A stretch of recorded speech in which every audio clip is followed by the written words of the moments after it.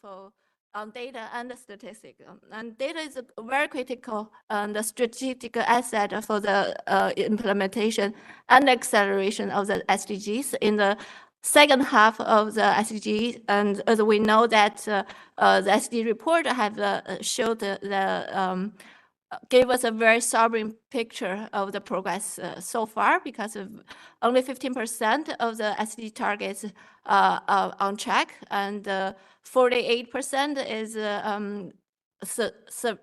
off track, need acceleration, and another over 1/3 is either stagnated or regressed since the baseline year.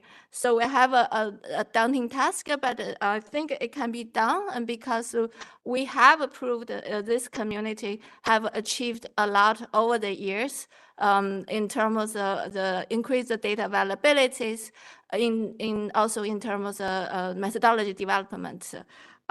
However, we also notice the data gaps that still exist in terms of geographic coverage, timeliness, and data disaggregation. So in the coming days, I'm really looking forward to hear many of experts share your experience in many areas in terms of how in country and different agency to implement the SDGs in terms of data disaggregation work and inclusive data, and how to build a new partnership and use an innovative approach. And so we will hear many of this experience. I view this meeting not only as a meeting itself for shared experience, but it's also opportunity for colleagues to meet bilaterally. I know in the past, many collaboration happened on the side and margin of the meeting. So I hope this happen again, and just encourage you to talk each other. I'm really looking forward to your active participation to this meeting. And thank you very much.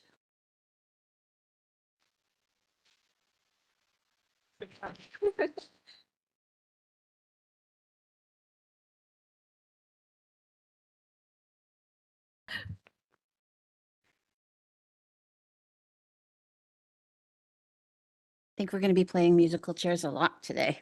Okay, we are at item 2, and we're going to have some updates of the high-level political forum, the SDG summit, the HLG PCCB, and the SDG reports for 2023.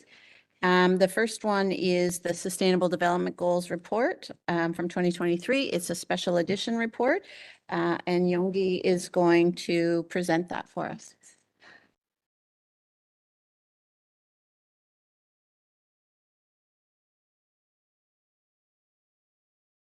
See from your side. So thank you, Kara. Can you? Yeah. So this year's SDG report is a special additional report. In the past, we mainly focus on the progress of the SDG at the global level. This year's progress report also include a policy recommendation from the Secretary General's progress report. So we have 3 sections, and I think you can find a copy of the report if you would like to take one home, but it's also available online. And so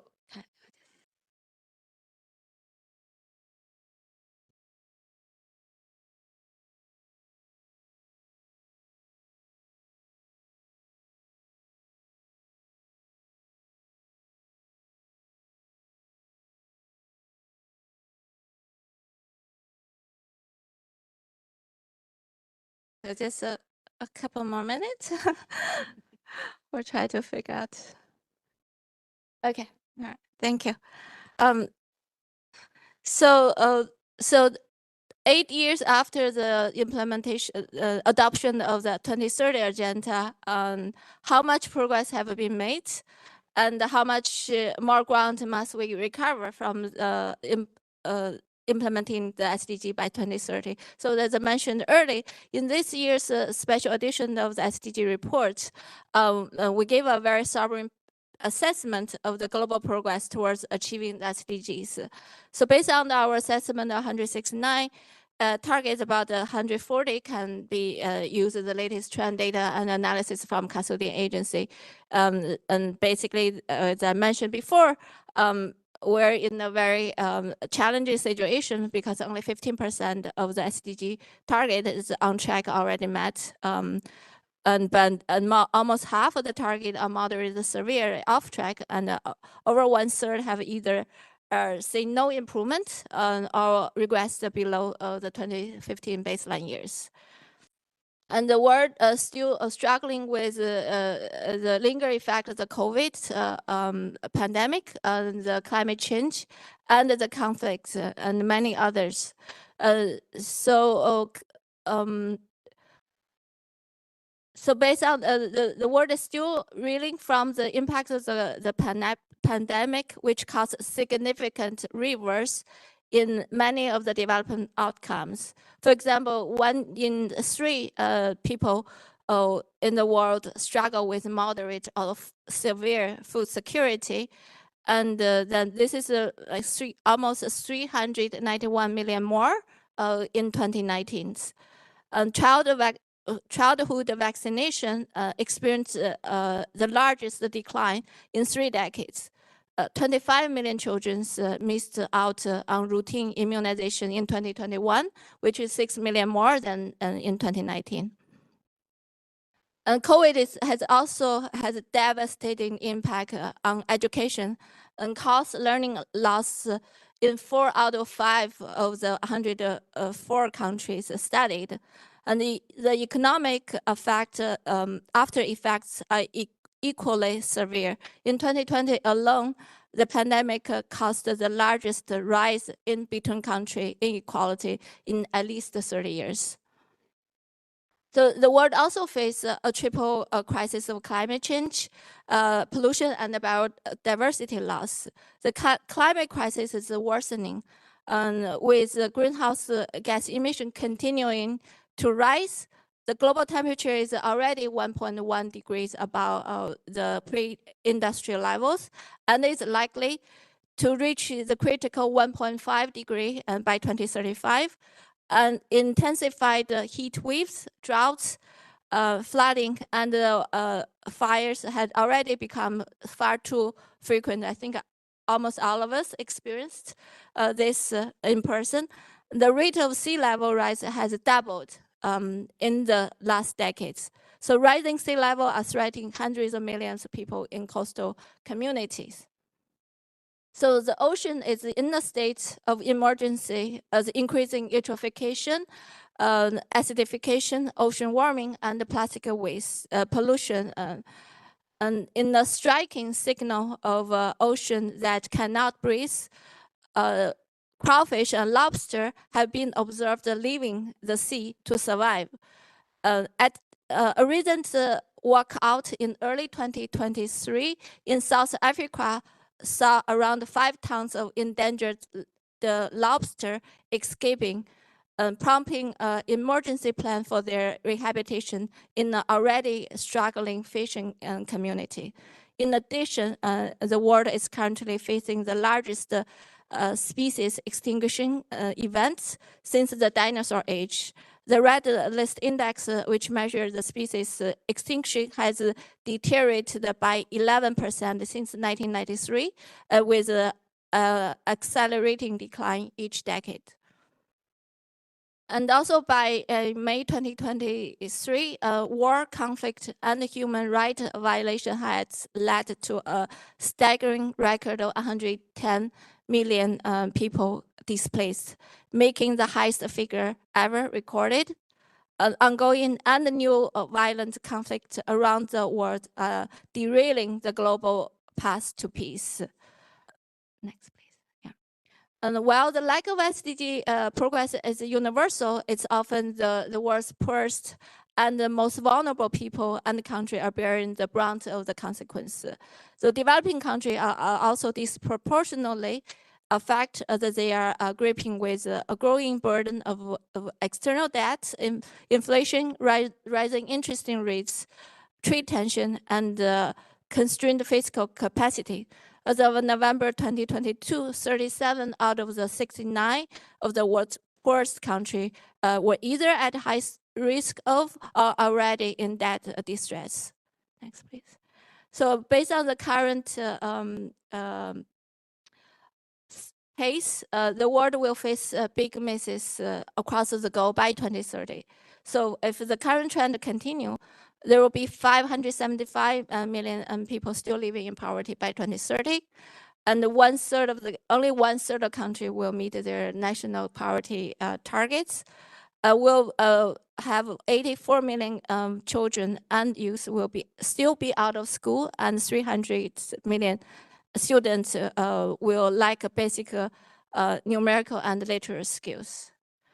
And gender equality is still 300 years away, and at current rate will take 300 years to end.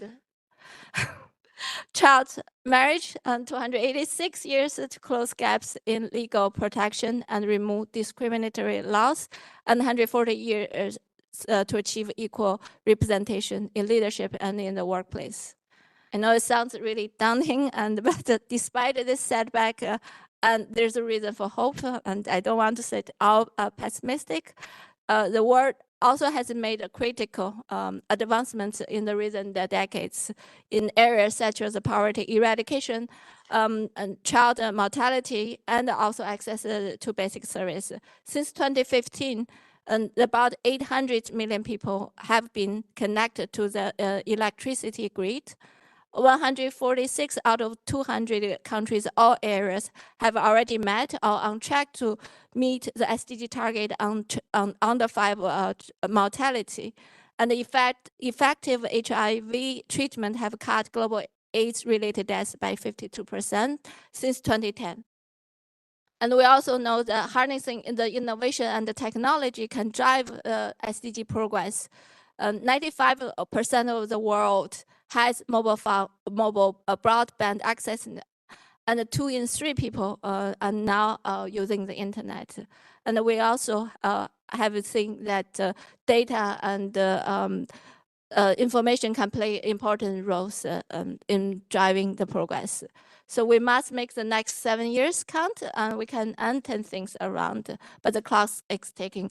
So the Secretary General identified 5 key areas for implementation in the next 7 years. The first, the Secretary General requests the heads of state and government to recommit 7 years of acceleration, sustained and transformative action, both nationally and internationally. And also he calls on governments to advance concrete, integrated and targeted policies and action to leave no one behind.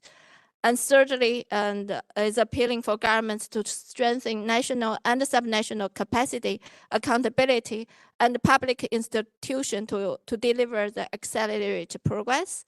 And the fourth, to encourage developing country, to ensure developing country to deliver in all this area, the international community will need to recommit the Addis Ababa Action Agenda and deliver a SDG stimulus of 500 billion per year between now and 2030. And lastly, member states are urged to facilitate the continued strengthening of the UN development system and to boost the capacity of the multilateral system to tackle the emergency challenges. So you can find the report online, and maybe I'll just have a couple words on the SDG progress chart that accompany this progress chart. So this is basically give you a snapshot of the SDG over the 169 target, use like basically a traffic light system. And the methodology used for this progress chart has also been shared on our website. So with that, I'll finish my presentation. Thank you. Thank you very much, Yonggi. That was very sobering, but it is an excellent example of the power of the global indicator framework, right? Because it lets everybody know we created the measures, they can measure it and they can make that change. And as Yonggi said, we need to make the next 7 years, well, it's more like 6 now, make the next 6 years count. So with that, setting the stage for us, we're going to turn it to Heather Page, who's going to do a review of the high-level political forum and the VNR labs that took place during the HLPF. Thank you, Kara. Madam Chair.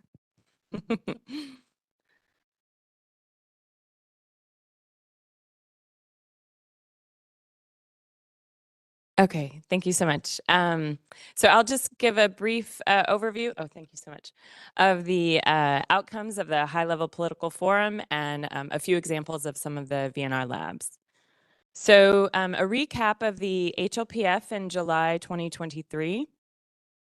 This information was provided by our sister office in DESA. This year was fully in person with a high level of engagement in July, with over 110 heads of state or government, ministers, vice ministers, and minister level officials, with 134 speakers, keynote speakers, panelists, lead discussants, moderators, and youth speakers.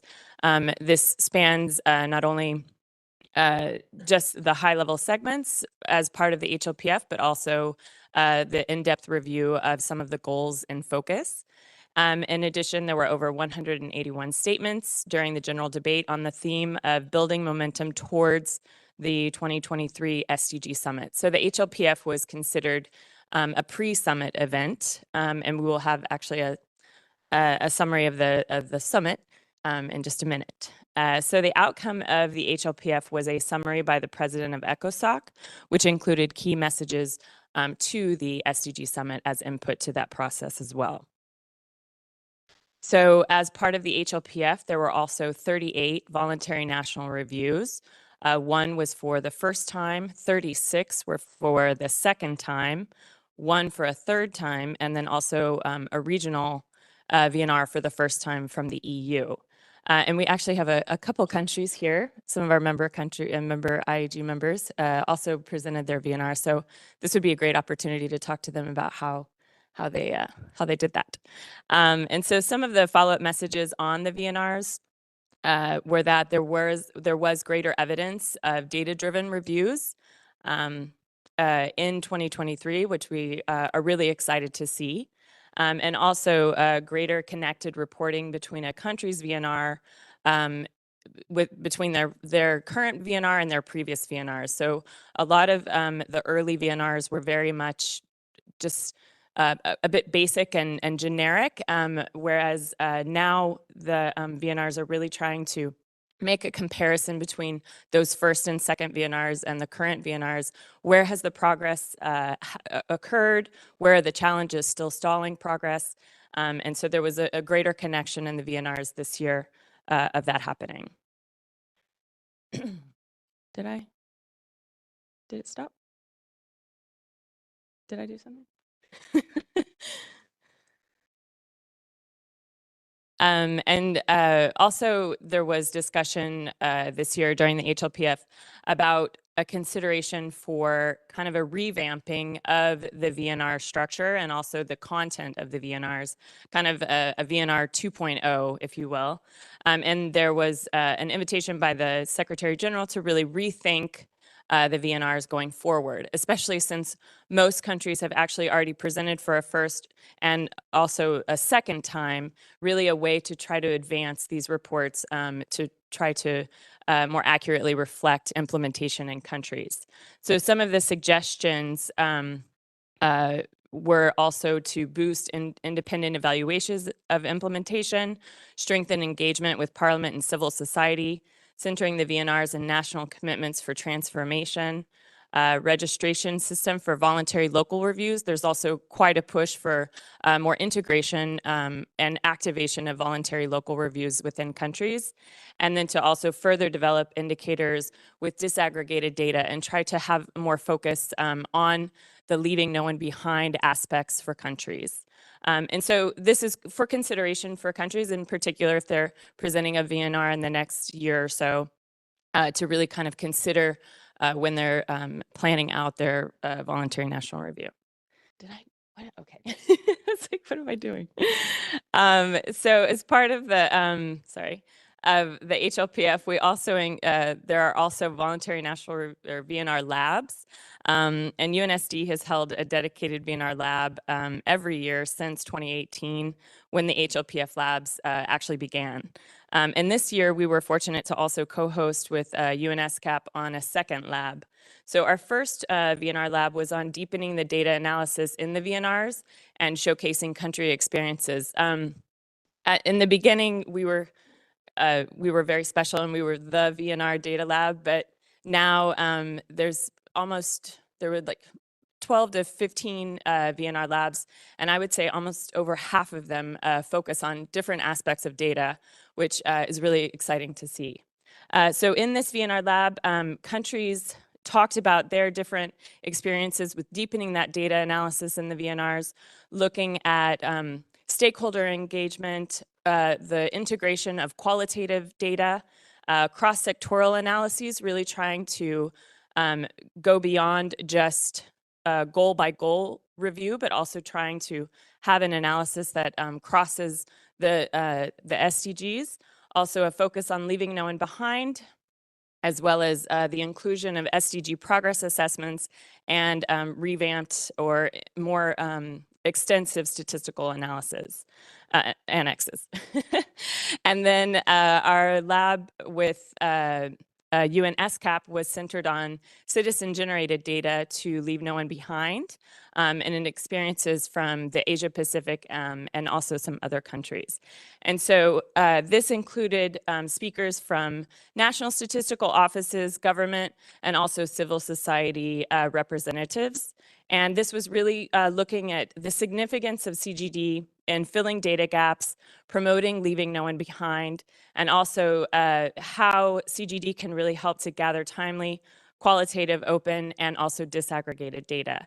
And then also how CGD data can also encourage citizens to actively participate in data collection and reporting, and also the need to build trust among different actors in the society, in particular for building a VNR when the approach is really a whole of society approach for the VNR. And I will stop there. Thank you so much.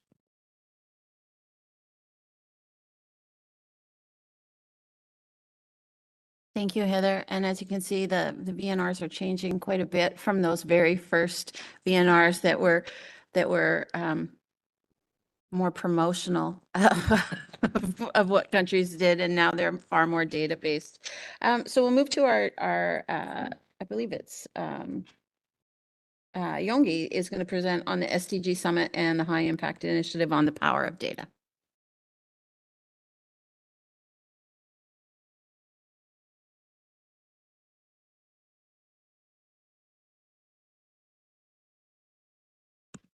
I just want to share some of the SDG Summit information. I'll also give you a glimpse of what's the next summit. It's the Summit of Future will look like. And also we'll join this presentation with my colleague Meng Jia from UIP8 to give you an overview of the High Impact Initiative on Power of Data.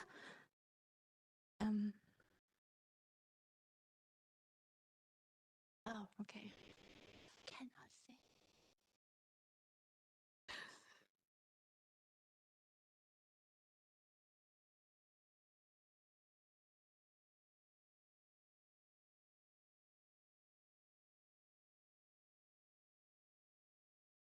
Thank you.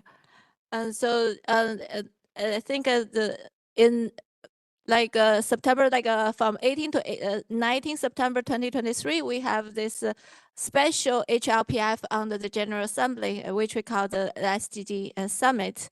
And at the summit, there's a lot of the 87 head of states, the vice president, heads of government, and many deputy prime minister attended. I think this is probably the largest gathering since the pandemic.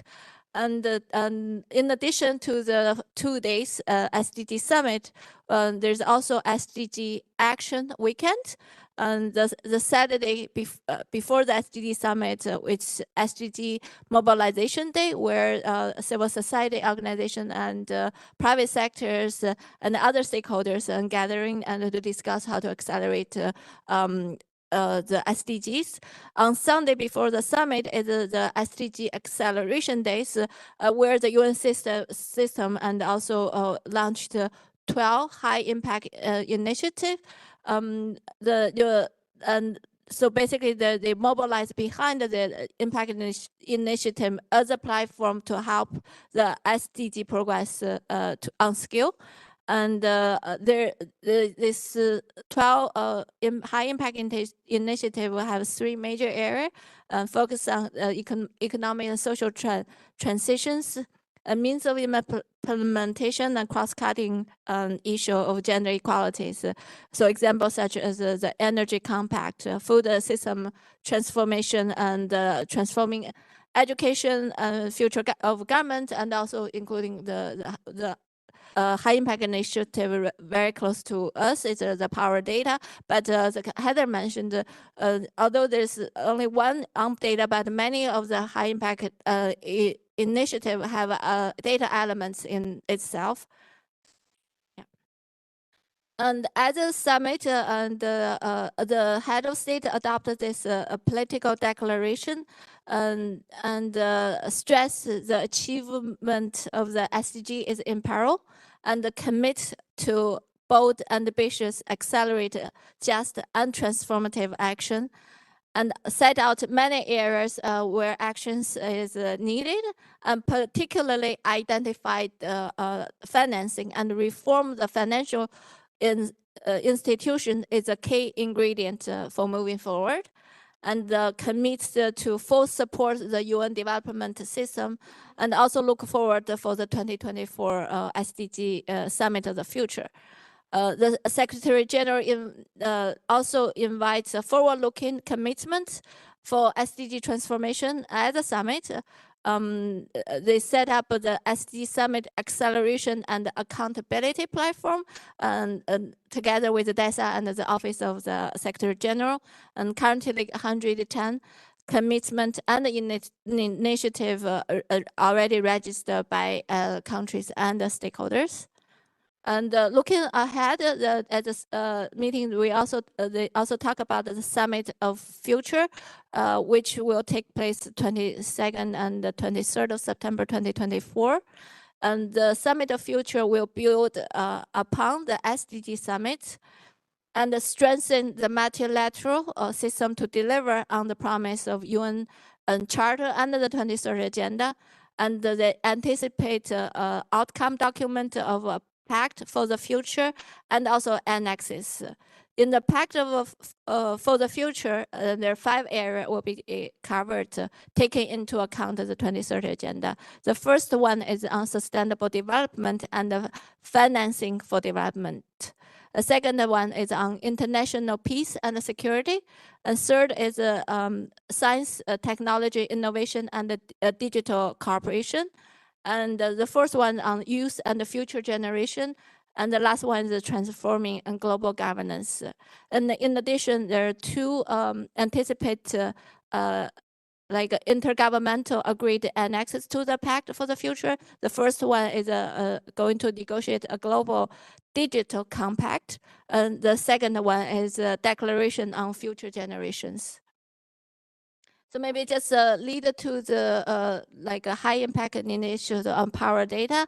I just want to give you overview on the progress we have made as a community together. We have achieved a remarkable journey in terms of data. So the data availability in the global database increased from 330,000 in 2016 to this year, 2.7 million data points in our global database. So we have seen the steady increase in terms of data availability.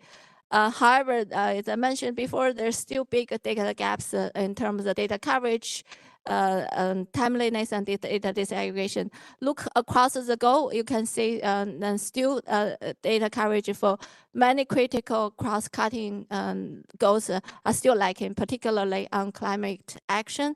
There's only 20% of a country have a comparable data, international data, and still lacking data for example, gender equality and on-goal 13 on peace, security and institutions.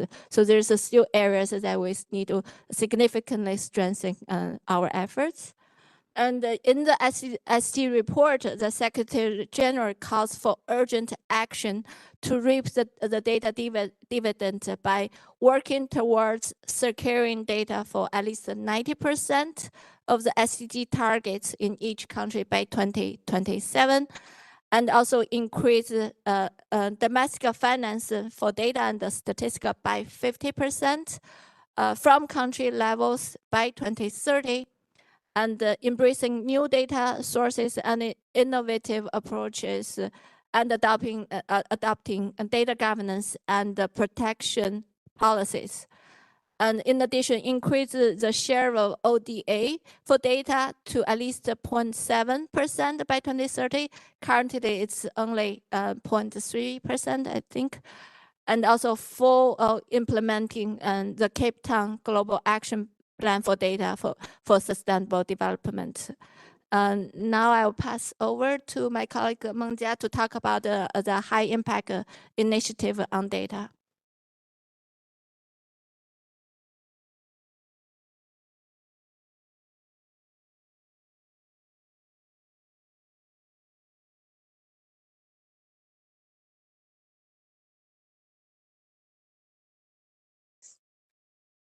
Good morning, colleagues, and thank you so much.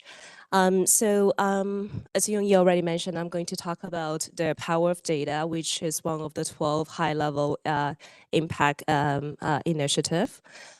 So we know that over the past 8 years, we have seen unprecedented mobilizations around SDGs. However, right now we are at the midpoint of the SDG, and we are not halfway there. In fact, as Yong-Yi already mentioned, we're only 15% of the way. And as part of the global efforts to meet this challenge, the UN is mobilizing behind 12 high-impact initiatives, which provides a platform to help to take the SDG progress to scale. And the platform will enable us to learn, evolve, and scale what works with greater coordination and collaboration. The platform cuts across 3 major areas: economic and social transitions, means of implementation, and a core aspect of the cross-cutting issue of gender equality. And their HII and power of data is one of the 12. So this is our power of data co-leads. We have GPSDD. We have a number of champion countries already, and we have many UN agencies here. So from DESA, we have Yong-Yi, we have the CCSA, WHO, and we have Stephen here. We have UNDP, UNICEF, and the World Bank. So this is really the rationale behind this Power of Data High Impact Initiative. We know that data is a field that powers progress towards all SDGs, and good data is the heart of good decision making. According to a very recent Zellbuck research, we know that investment to strengthen national data system have been showing to pay a dividend of $32 for every dollar invested. But despite this substantial returns, we haven't been able to fully capitalize on this dividend due to many reasons. For example, limited political prioritizations, fragmentations, inadequate and siloed investment, and lack of capacity. And we know that ODA for data and statistics has fallen since 2015, and the systems are underfunded worldwide. So as we mark the halfway point on the SDGs, only 1 in 5 countries have data to report on climate goals, for example, and fewer than half can measure progress on gender equality. So basically, the Power of Data High Impact Initiative tackles those barriers and strengthens national data systems to accelerate SDG progress. By working together to create transformational national data partnership, we will unlock this powerful data dividend. And we hope that these data partnerships will be the engines that revolutionize their decision-making, accelerate countries' digital transformation agendas, and open up new economic opportunities for a more equal and sustainable world. So here, I just want to briefly show you what are the key milestones that we set up for us. So at the SDG Action Weekend, we have delivered 15 countries has announced the data national data partnership, and those 15 countries across Latin America, Africa, Asia, and Europe. And we have the new funding commitment from the UK, and they announced that it will invest over 7.5 million to help scale up global support for national data partnership. We have received in-kind support from the private sectors, for example, from NVIDIA and Microsoft. We also have 40 plus data for development and civil society organizations signed the letter of support. And immediate post the summit, our priorities is that we would like to set up 30 countries have announced national data partnership, and 15 of those data partnerships are functioning. And in terms of the global advocacy, we would like to have 2 donors in addition to the UK, and a wider group of donors and the multilateral agencies are aligning their significantly larger data system funding and technical assistance with priorities identified in the initial 15 national data partnership countries. And also technology companies are providing significant additional in-kind support, as well as NGOs and others are engaging with national data partnerships at the country level. Our long-term priorities are 50 countries driving forward data strategies to accelerate progress on SDGs, and 50 countries secure both domestic and international financing for data and statistics for support national priorities and strategy. So this is our current 15 countries who have announced their the national data partnership. As you can see, that is covering many continents. So immediately after the launch of their high impact initiative, what is the next? Well, the first thing is that actually next month, we are going to have a workshop with those 15 countries at the sidelines of the Data Festival in Uruguay. And we hope to share current priorities, opportunities, challenges, and approaches to close gaps on SDG data and inform development of the national data partnership. We also hope to agree on a high-level strategy for mutual accountability. And after the November workshop and before the April 2024, the countries will continue to develop their own national level implementation plan for the partnership, informed by, of course, the existing national level engagements, because we don't want to duplicate any of the ongoing initiatives, but we want to build on everything. And this is all about partnership. And donor countries will have the opportunity to explore how they can support the initiative as well. And our next big milestone is the next year's HLPF. So hopefully at that time, we'll have a lot to report back to our community. And here is a barcode if you want to find out more about their Power of Data High Impact Initiative. And of course, if you have any questions or would like to find out more, you're welcome to come to any of the partners here. Thank you.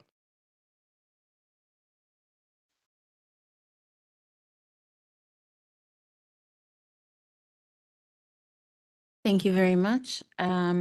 Our last presentation before we get to QAs is by Daniel here from UNSD, so we don't have to trade chairs.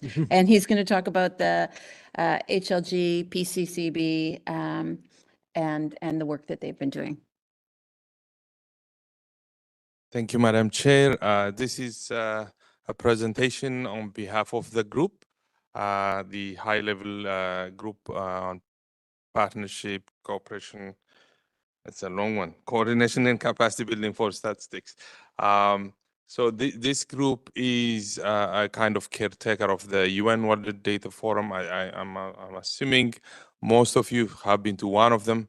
We've done, I think, 4 or 5, starting with Cape Town. So just trying to lay out what their activities are and what is coming. Since the start of the World Data Forum, we've, I think Yongi was mentioning that the Secretary General also kind of reinforced the need for the Cape Town Global Action Plan to be implemented, and more emphasis has to be, put in place to support this outcome, which came from the first UN World Data Forum. And there were 6 strategy areas during that time, 14 objectives and 66 key actions. So it's a document where it outlines pretty much what the data arena should look like in terms of supporting the development agenda. In Dubai in 2018, there was a declaration that course mostly focused on funding requirements for the Cape Town Global Action Plan. During COVID, we had to do a virtual event. This Swiss were helping out, so they actually did 2 data forums, one virtual, one actual and physical. So they as a host, they had to do more than one. Like other hosts, they only had to do one. And the Burn Data Compact was also issued in 2021. This all in terms of providing focus into data and data-driven decision for policymakers and supporting our agenda, 2030 agenda. A bit of a highlight from the last event, which was in China. You see there's more than 1,000 participants attended in person. This was also supported by 11,000 online participants. So this is big for the UN Data Forum. So the number of attendance is growing. Now we also opened up for online event platform participation, which makes it very much accessible to a very big crowd. There were also, as the name itself indicates, it's a forum. So we want people to connect, as our director always says, technical interoperability is most of the time manageable, solvable, but it's usually the human interoperability that's really difficult, and that's why the forum is there to bring the space for people to get to talk to each other, engage in collaborations, and hopefully come up with some sort of outcome. And you see from the event, it's a mix of high-level plenaries with some parallel sessions, very technical, smaller sessions, and a bigger, more strategic, forward-looking plenary sessions.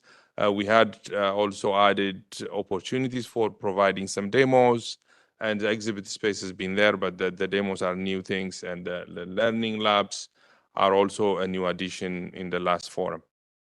So what the group is now technically working on, there are 2 main groups. One is the high-level group, which is overseeing the overall activity, and the program committee, which is solely focused on the next event. So the program committee are the people who review the thematic areas, who review we send out call for proposals to participate, present. Those are the guys who review that one. But the high-level group morely focuses on high-level policy issues in the outcome documents, and then also approves the final agenda, what is proposed by the program committee. So the program committee is individuals, but the high-level group is member states. So it's member states and then international agencies, a mix of them. So it's, if you are in the program committee, it's in your individual capacity. But if you are in the high-level group, it will be more of the organization that you carry. The plenary sessions is shared by the 2, and there is a very big emphasis on diversity of participation. whether it's being gender or geographic coverage. That's something, it's always in the minds of the program committee and the high-level group. So we don't select papers or sessions based on, on not only on the merit, but also on the diversity implementation of it. We started with 6 thematic areas in Cape Town that has narrowed down to 4. I think it kind of grew through time, and some of the thematic areas were kind of merged into the 4. So the 6 became 2. What in particular the forum is looking into is, one is the forum aspect of it, bringing everybody together. The second is building partnership. That's what makes a difference. When people come together, they bring in ideas and create some partnership. And then addressing the main issues we have with data and the privacy issues also. Now, as official statisticians are coming to, more of the data science world, there is a big emphasis in making sure that trust is in place, privacy is in place. Those are things that, the statisticians are more aware, more educated on than in one of the data people who just want to grab the data and get something out of it. So the final one, without any finance, we cannot do anything. So it's also mobilizing financial support. In the Bern declaration, there was a big emphasis on putting this in place. So this is what is coming, and where is it going to happen is on the next slide. So we have things outlined already. By December 2023, there will be a call for proposals. It's open for anyone to apply. We encourage proposals to be submitted in 2 or 3 in a group. So it's a joint proposal, has higher ranking priorities than individual proposals. So if you're thinking of submitting something, it would be good also to build partnership before you come to the event. So that has more higher quality. Yeah. Diversity is in place. Gender is another issue that we need to cover. And provisional program will be announced in June 2024. And the forum also will take place in 2024 in November. These are the tentative dates from 18 to 21. So this time it's in Colombia, Medellin, Colombia. So if you have not been there, it will be a nice place to be. You see the building there. That's where the event is going to be hosted. The government of Colombia is the host organization. We also put out a lot of information on our Twitter account, on the website. It's linked here. So when you get a chance to take a look at it in a month or 2, there will be more activities coming in. And with that, there is also other ways of participating in the forum. If you have some blog posts to write on data initiatives, that is also a welcome. We will do a kind of concerted effort in getting people to share their experiences through blog posts and webinars. So before the event, there will be a series of webinars regarding to the event, and are also non-event related, but more on the data. Thank you for your time.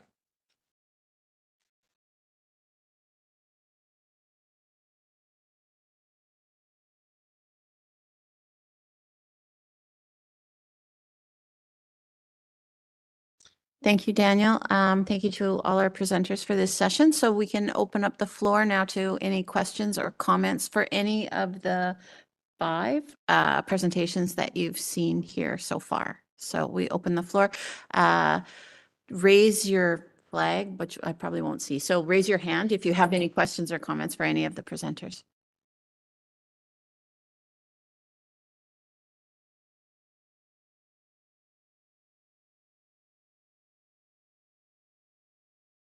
I'll give you another moment to think about that.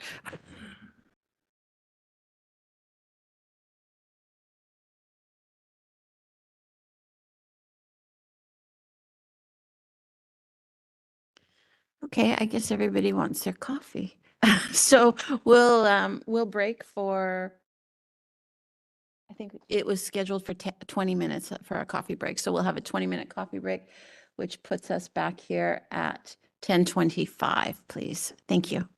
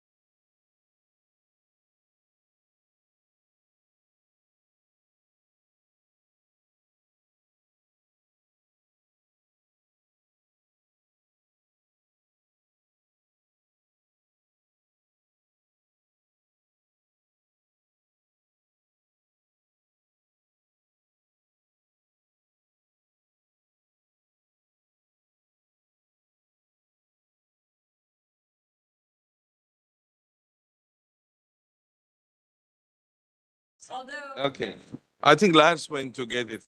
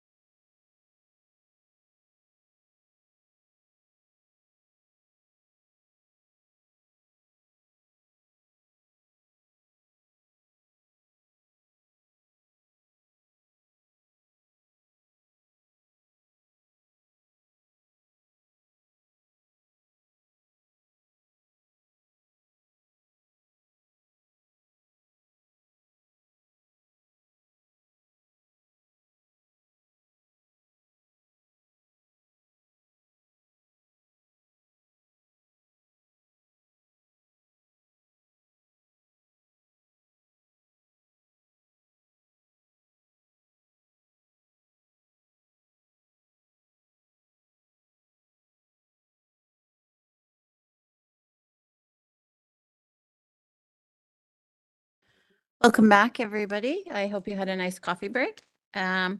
We are now on to some updates of the working groups and task teams that fall under the IAG SDGs. And our first presentation is on the geospatial information. And Mary Smith McCarthy who is the WGGI co-chair, is going to present.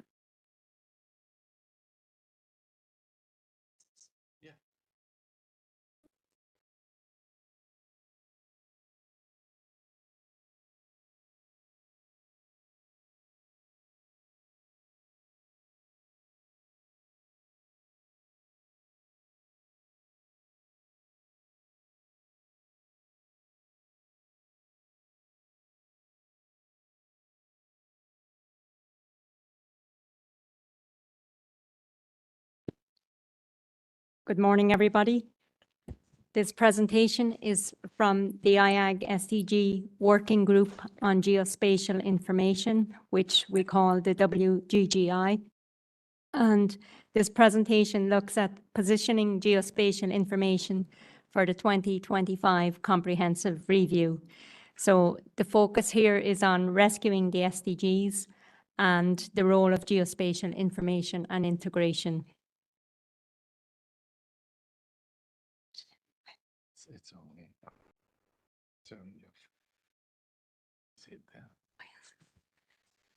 So in terms of positioning geospatial information for the comprehensive review in 2025, the indicator framework in 2017 was comprehensively reviewed in 2020.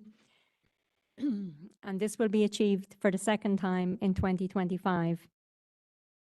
So we are now at a critical point.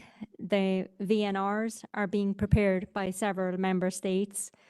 So ourselves in Ireland prepared our VNR for the second time this July, and Colombia is expected to present it next July. So in Ireland, the VNR was underpinned with geospatial information. So this is very important in looking at data disaggregation. And we have all the global frameworks involved in presenting the data. So we have the GSBPM in terms of the statistical frameworks, and then we have the GSGF and the IGF for the geospatial frameworks. All countries are at various stages in preparing the VNRs, and we offer to work with member states to help strengthen their geospatial ability to realise the SDG ambition.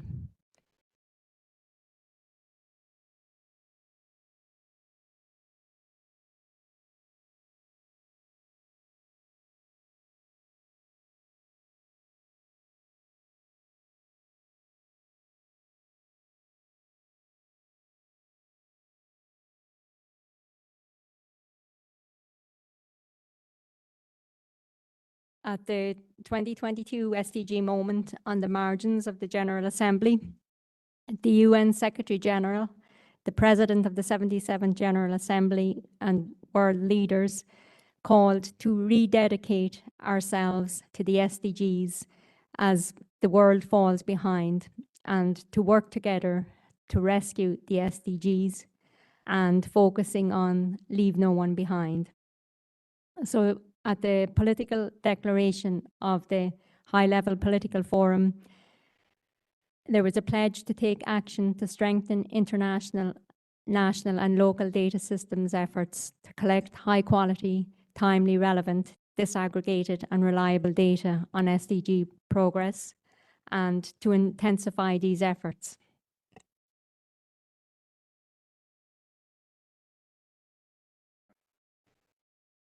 So guided by the geospatial roadmap, we can now highlight how different sources of information are being used to produce, measure, monitor the indicators and showcase geospatial information, and how the geospatial information will help rescue the SDGs. So through supporting the work of IAEG-SDGs, the WGGI can help the IAEG with strategic messaging on how and to be the advocate for geospatial information to the IAEG-SDGs. So what we are doing is proposing a paper. The title of this paper will be Rescuing the SDGs, the Role of Geospatial Information and Integration. So in order to support the IAEG-SDGs geospatially, with their preparation of the 2025 Comprehensive Review, we propose to develop a short paper that concisely articulates the opportunity and role of geospatial information in rescuing the SDGs. So we have put together a small focused writing team, and this team is composed of the representative member states, and the paper will draw upon qualitative and quantitative experiences from the countries. So we will highlight potential gaps in reporting and also potential quick wins. We will focus on strengthening the geospatial perspective to the IAEG-SDG process, especially when discussing methodological innovations or improvements across the indicator framework as part of this 2025 comprehensive review.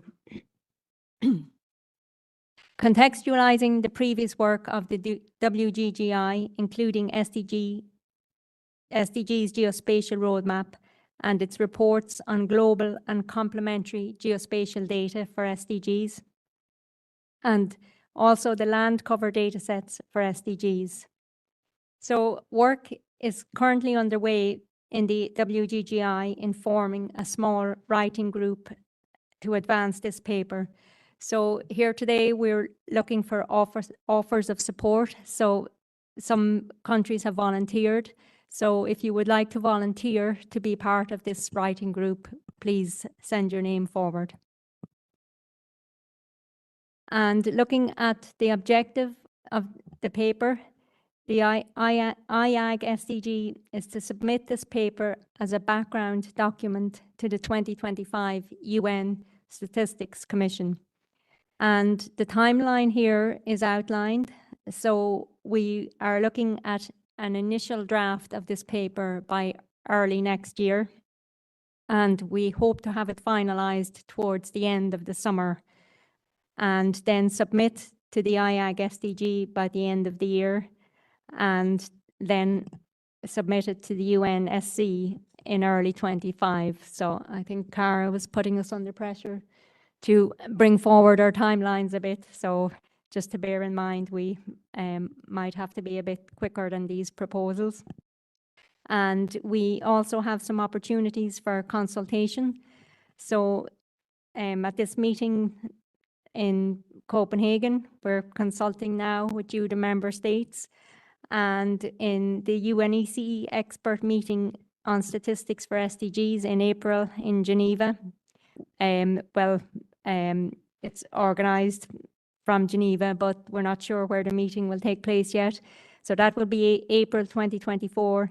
And then the UN expert group on the integration of statistical and geospatial information, that's ongoing. And also next August, we will be consulting with the UN GGIM group.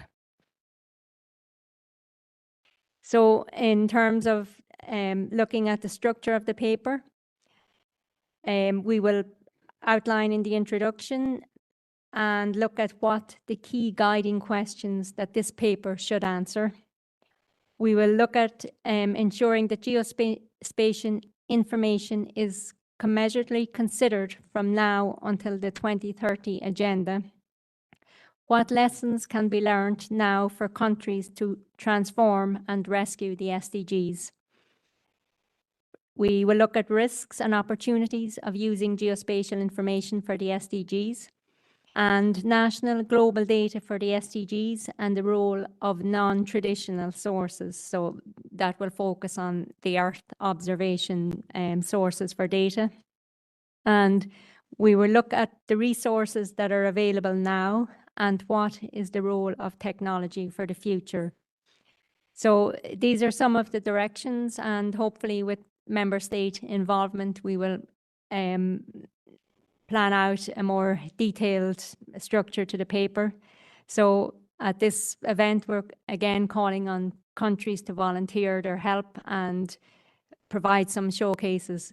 And also there's a story map available. So I would ask you to have a look at that, and it showcases examples from Colombia and various countries on the work they're doing with geospatial information and how it's providing data for the SDGs. Thank you.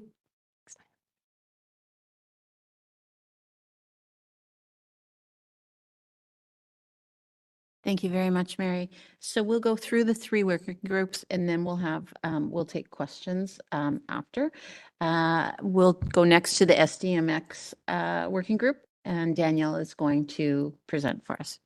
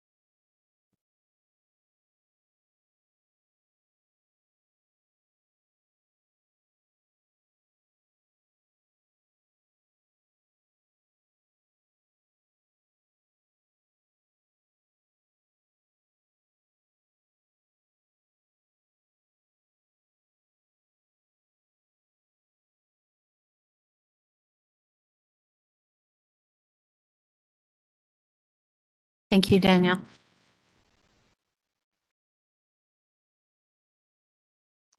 Okay, our last item on this is on the task team on sustainable tourism, and I will present that. Excellent. Thank you, Daniel. So you may recall the last couple of statistical commissions, the issue of sustainable tourism has come up as something that countries have hoped to have better indicators under target 8.9. So I'm going to take you through what's been done since the last commission and to address the concerns that have been raised at the Statistical Commission. So you can go to the next slide, please. So just as a reminder, Target 8.9 is by 2030, devise and implement policies to promote sustainable tourism that creates jobs and promotes local culture and products.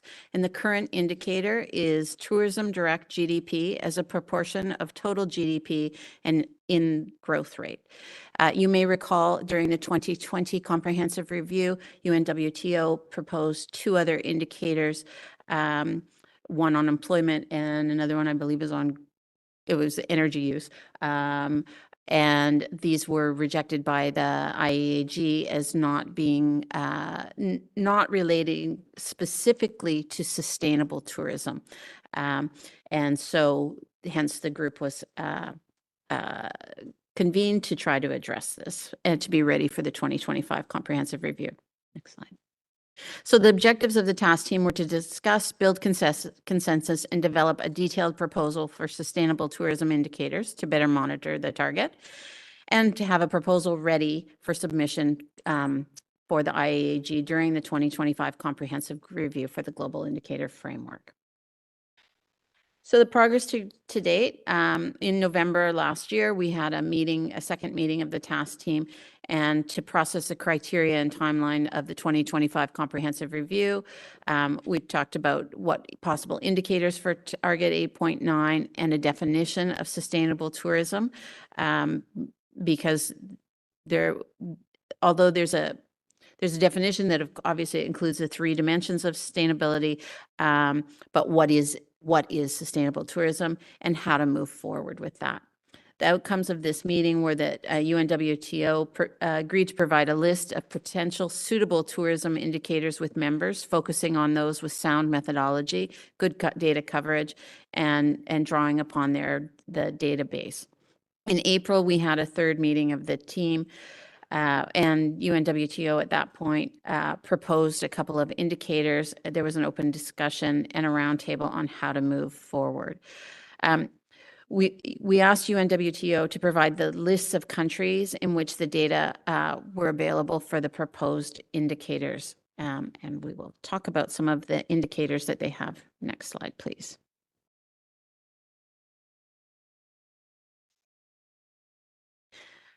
So UNWTO's proposal came from this indicator candidate list. So these are the indicators that they have under their framework, and they note that most of these have agreed methodologies, and data should be able to be collected through existing statistical infrastructure. However, it's not clear that these indicators have sufficient data availability. You'll see on the right-hand side where the check mark is, UNWTO says these indicators are ready to be used. So they have indicators under tourism concentration, length of stay, business, accommodation, occupancy, energy use, water use, GHG emissions, wastewater, a few on tourism employment and on tourism seasonality. Again, noting that data availability may not be there for all of these, and that these indicators, I believe, are out for global consultation as part of their framework. So UNWTO of these proposed two indicators. For the social dimension, the number of employees in tourism industries, and for the environmental dimension, net domestic energy use by tourism industries per inbound visitor overnight. For the employment indicator, we note that the number of employees by tourism industries has the best coverage at 94. And the tier classification requirements are currently being checked with UNWTO. For the net domestic energy use by tourism industries per inbound visitor overnight, although UNWTO collects inbound visitor overnights from countries, but not necessarily domestic energy use. They note that Eurostat does collect this. The methodology for the indicator is available in the statistical framework measuring the sustainability of tourism, which they note has been adopted by UNWTO General Assembly. But as I note, it is out for global consultation right now. So I'm not sure how adopted it has been, but it will be, I think, submitted to UNSC for its endorsement in, I guess, March of 2024. So you'll note here that the proposal is very similar to the proposal from 2020. With the understanding that some of the requests that the IAEG had in 2020 to have indicators that were more related to sustainability. So in terms of the tourism one, maybe something on the quality of that employment, whether it's full-time, but however, there is not sufficient data for that. So you can go to the next slide. So what are the next steps for this? UNSD is working with UNWTO to determine which tier classifications the two proposed indicators would fall under if they were adopted, and whether UNWTO has the methodologies to calculate global and regional aggregates of this as would be required. These results will be presented to the task team members for their decision and approval.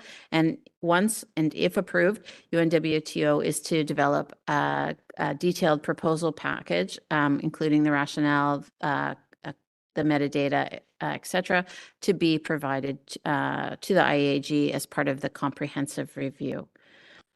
And that is it. So thank you very much.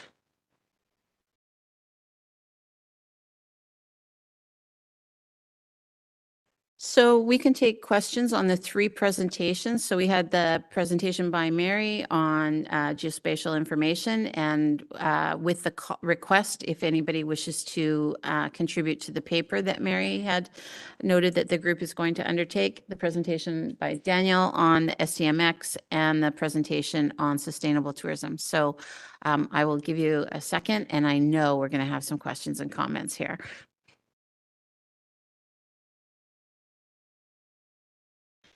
Okay, Tunisia.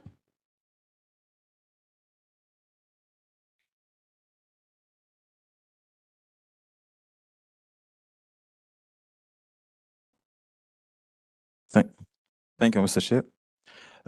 I have a comment for SDMX presentation. I comment therefore of the work group to enhance the SDMX standard. However, in order for more countries to adapt it, there is a need to create or enhance dissemination tools based on this standard.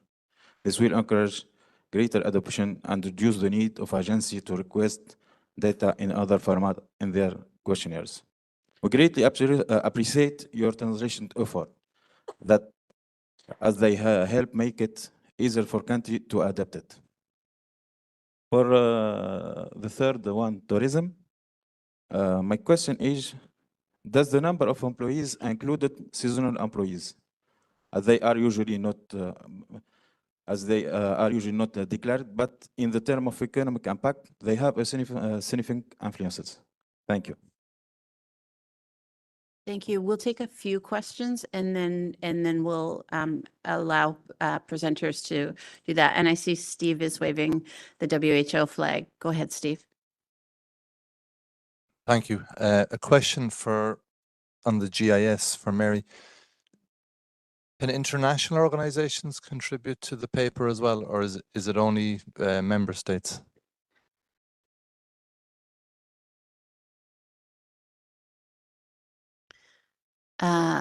Ilvich?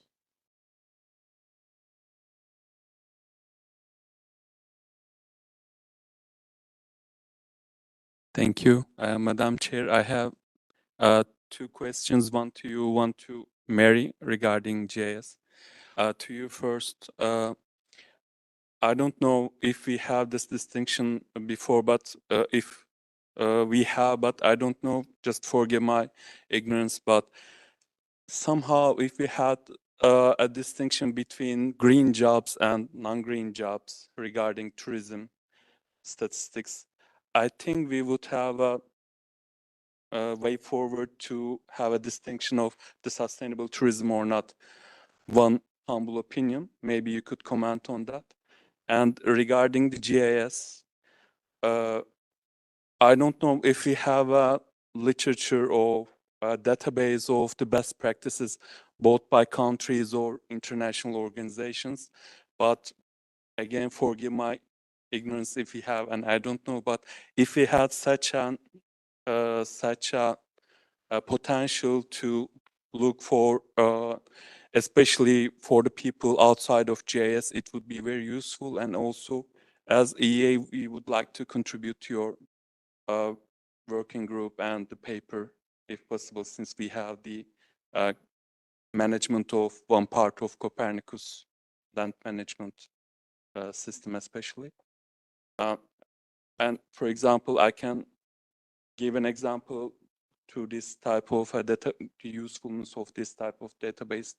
Even in our agency, we have some indicators that we become aware of a bit later after its publication. So top-down coordinated management of this type of best practices or new proposals of GIS indicators would be great, I guess. Thank you.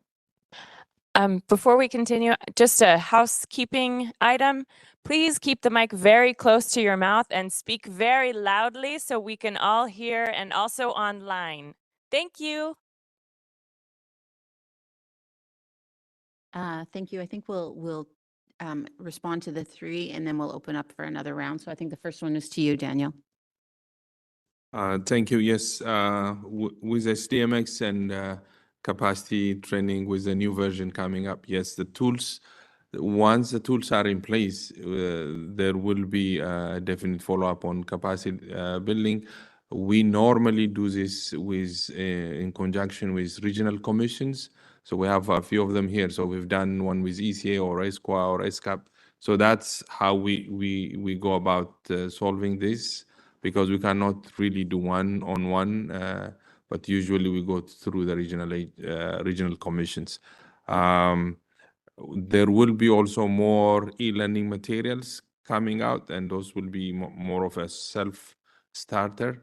But on exceptional basis, there might be a country support program, but that's not yet in the working group, but it's more on the agencies or the UNSD as an entity doing capacity development work could be included. But that's in the realm of the working group, and we're pushing for that too. Yes, thank you. Thank you. In response to your question, does it include the temporary workers? We need to see that metadata. We haven't received detailed metadata for that indicator, so I can't tell you, but we will make sure that we request the information so that we have it. I think the next question was to Mary. Firstly, to respond to the WHO question, Steve, thank you for emphasizing that it's all, not just member states, but we welcome all expertise, and the more we get, the better, and it will shape the paper. And secondly, to Avunch's question or comments from the Environmental Agency, European Environmental Agency. Again, thank you, Avunch. That would be great. The more case studies we have and experience. So to all our volunteers, excuse me, the more people bringing forward expertise, the better, and that will shape the paper, because we have a rough skeleton of what the paper is, but it will only take shape with expertise like yourselves coming forward. So thanks again for volunteering, and the more expertise we get, the better the paper and the better the work of the WGGI. Thank you. Thank you. And then Ovinch, I think you made a good comment about whether green jobs in the tourism industries or non-green jobs. Unfortunately, I do not believe the data are able to be or they have them, although Raphael is going to set me straight as the expert here from ILO. So I'll hold my comment and let Raphael respond. And Raphael, I'm just going to turn to you right now. So please go ahead. Yes. Hello. Yes, thank you. Thank you for the comments.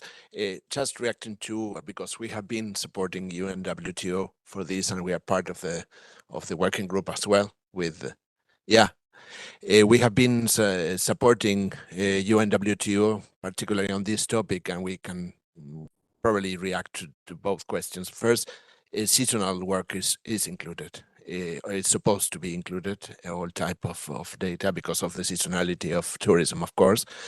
And singly, on the green jobs, there is, of course, this was the first proposal that as a group we considered.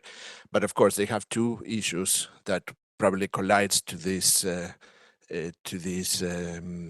to be accepted by as an SDG indicator. First, the metadata is it's not international agreed framework on definition of green jobs, although we have some guidelines from the ICLS, International Conference of Legal Decision, from the 2018, but still not accepted widely, and not let alone availability. So there are some, but will not be, apart from Europe, we don't have information for that, so it will not be practical. That's why they have suggested the indicators that they have suggested, and of course it's feasible. It's the only feasible that we have.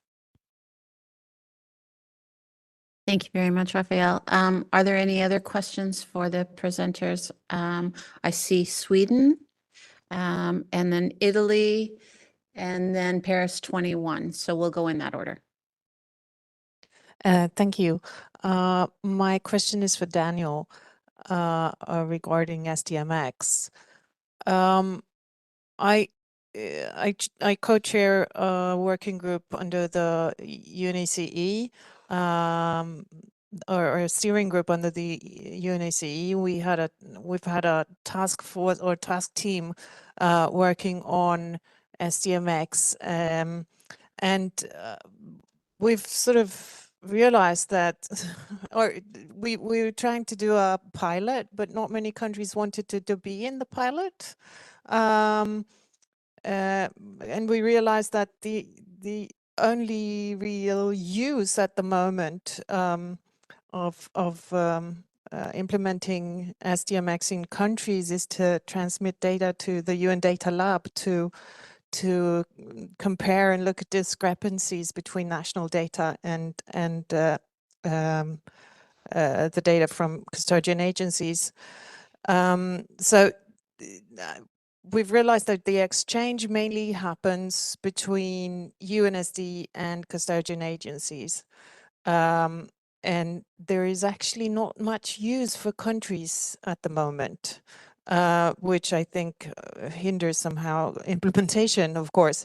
So my question is, are there any plans to expand the program to exchange between countries and custodian agencies? Thank you. Thank you, Sarah. Please go ahead, Italy.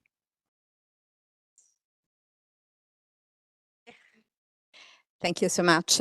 Only two brief comments. One related to the importance of the geographical SDGs roadmap, because it is very, very important, not only for the dissemination, but also for the production of the indicators. And they are important, and it is very, very important also because it is possible, considering the GIS thematic, to integrate the different domain, environmental, social, and economic and institutional, using geographic aspects. So it is very important because this is one of the revolution of SDGs in general, and also, of course, to give more importance to the message and not to leave no one behind. And the second comment is related. So thank you so much for the work, and I hope that it can develop. And I will try to give my help if it is possible.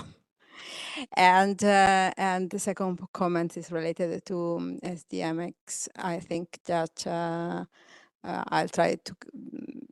My National Statistical Institute will keep in contact to develop some related to SDMX. Thank you so much. So only comments, no question. Thank you. Paris 21.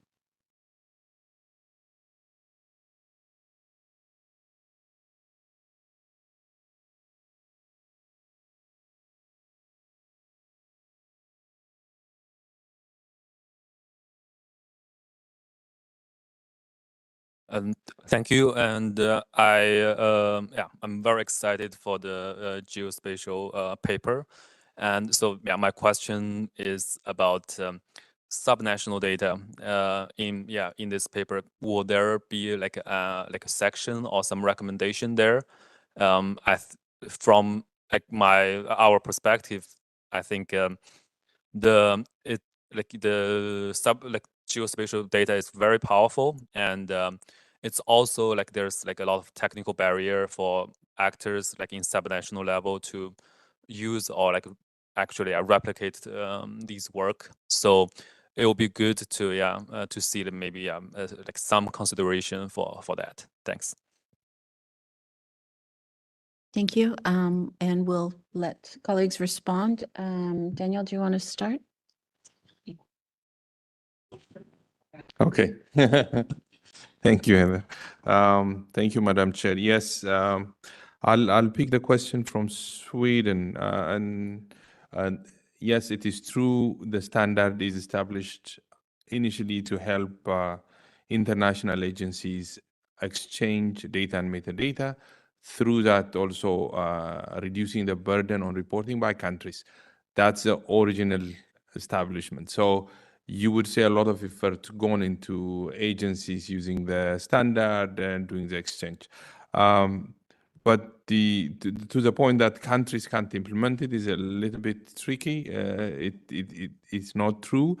It depends on the capacity of the country. That we could take as a comment. But we have very good examples like from Mexico, Colombia, Italy, who have implemented SDMX at their national, subnational level.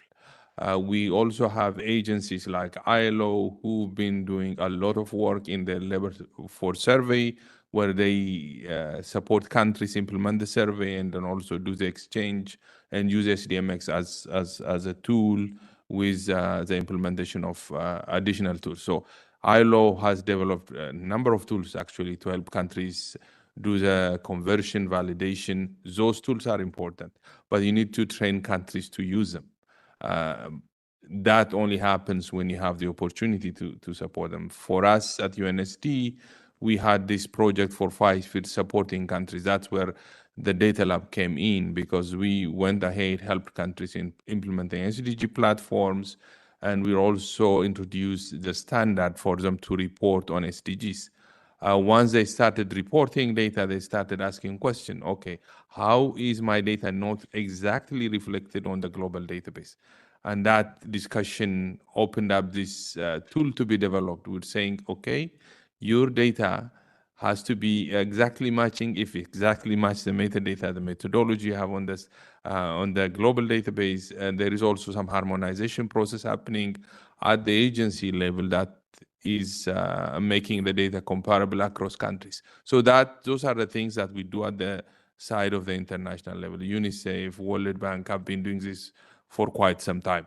But not all countries have been coming up to do their own SDMS, because it also entails the moment you develop standard at the global level, we maintain it. The group who are part of this will maintain it. So the working group, for instance, works on making sure that the DSD, the MSD is updated, all the changes in the database are incorporated in the DSD. So when there is a new breakdown, a new code list, or a new series added, that is maintained. That when somebody says, okay, we're going to implement SDMX at the national level, then they will become the maintenance agency. So the NSO will be taking that lead and helping the other agencies across the national statistical system to use, adopt, and train on that. So there is a long workflow process that is available, but there are tools that helps you.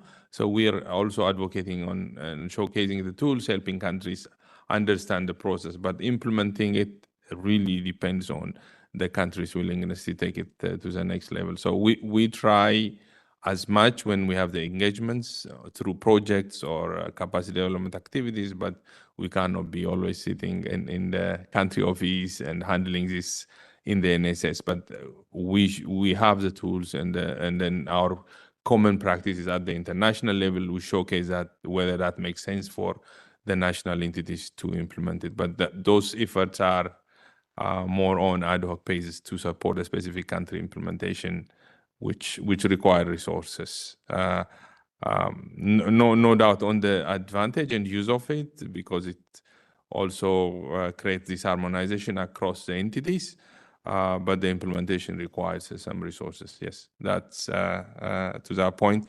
And for Italy, I think there was a comment that we welcome that. I will pass the message to the working group.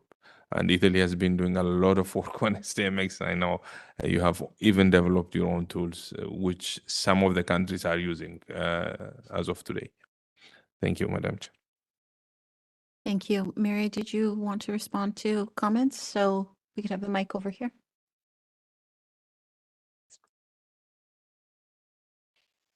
Firstly, just to react to our SDG colleague from Italy, Angela, thank you again for volunteering. So the more volunteers we have, the better. And we know Italy has done a lot of work on the geospatial side and emphasizing the regional disaggregation of data.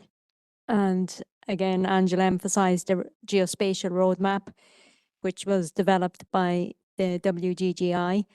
So the WGGI continues to promote this roadmap on geospatial data, and we will be holding various online meetings and seminars to help countries to implement the geospatial roadmap. And to our Paris 21 colleague, thank you for your comments and observations. And yes, we are aware that there are technical barriers to geospatial data. So again, we will be providing online support and various webinars. And one of the proposals which we will be doing is to get the space agencies and such as ESA, NASA, and JAXA, the Japanese Space Agency. So they have developed a lot of methodologies, and they have the technology to develop geospatial data. So we have developed an assessment matrix which proposes to provide 20 to 25 of the SDG indicators for countries through Earth observation and various geospatial technological innovations. And this matrix will be sent around to SDG member states and organizations. And we also have a lot of the custodian agencies as well involved in this work. And the countries can look at this assessment matrix and see which of the indicators they can take at a global level. Now, the idea is for the technical experts in the mapping institutes and the Earth observation groups to share this expertise and technology with the member states. And also the member states are free to take data at the global level that these agencies and experts have produced. So for example, just to give an example from my own country, Ireland, we don't have the technology to develop the indicator in goal 15 for mountain green cover index. So if this is available at the global level, then we can use this indicator. And the proposal from the WGGI is to either accept this data for ourselves, and then we are free to work and put our resources and efforts into getting data in other indicators. But we can also ask the experts to help us develop the technology and refine the data. And if we have a better way of refining the data, fine, we can get the support of the WGGI, or we can simply accept the data that is available at global level. And so the data is proposed to be available for 20 to 25 indicators at the global level, but also technical support if countries wish to refine the data that's available. So I hope that answers your questions. And sorry, also a final comment you made. Yes, the idea is to have data at subnational level as well, with the support of the geospatial community. And if you're willing to volunteer for the paper, we greatly accept that. Thank you. Thank you, Mary. We'll do one last round. If there are any questions on the three groups that fall under the IAEG, we can take questions now. Sven, please go ahead.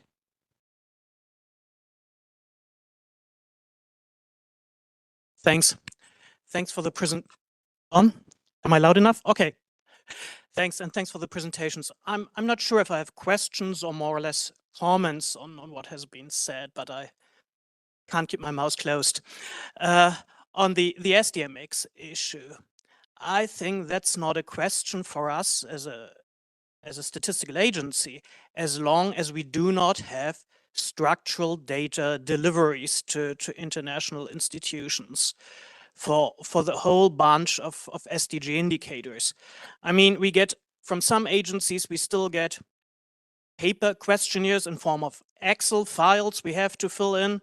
They contain some information for SDGs compared with questions from the same topic, but not covered by the SDG metadata, because it's in a data delivery stream for this agency.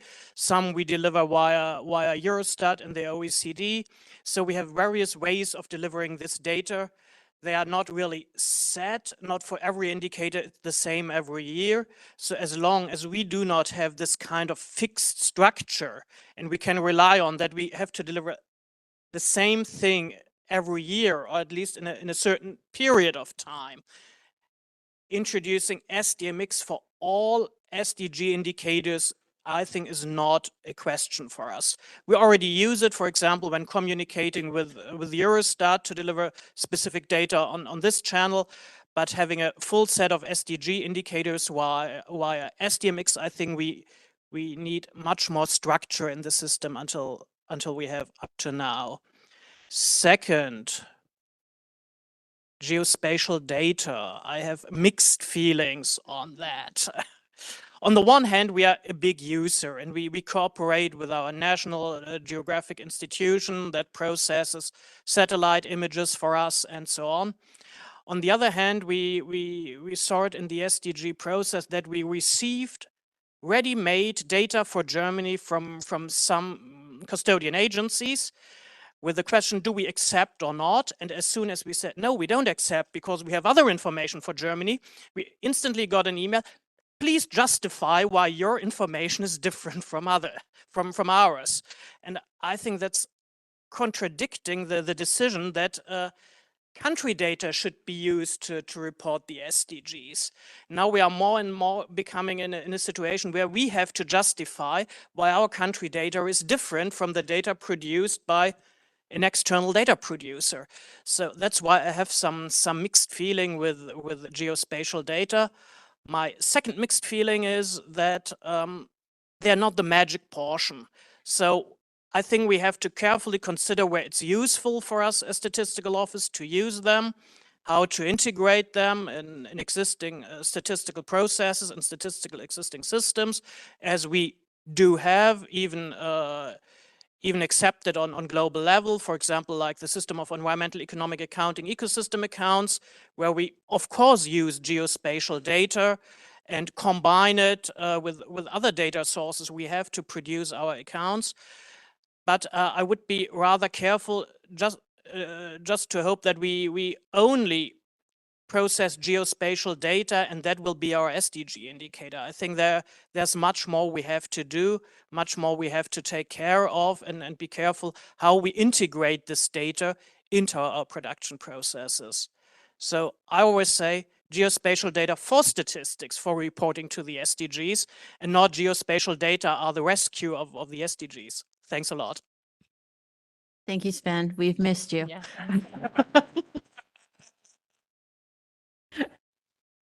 Is there anyone else who has